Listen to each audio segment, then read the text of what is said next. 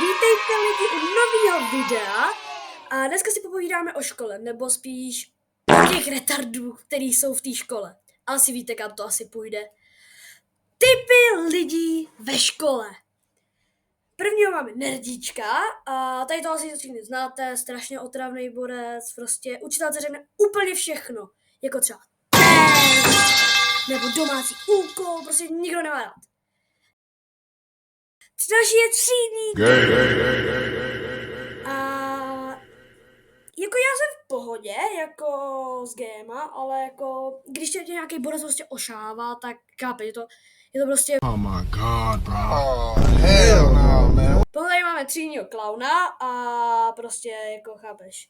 Když vyblek jakoukoliv blbost, tak prostě se kámo rozesměješ, co čekáš. A to je asi vše, takže jako hoď ten like a odběr.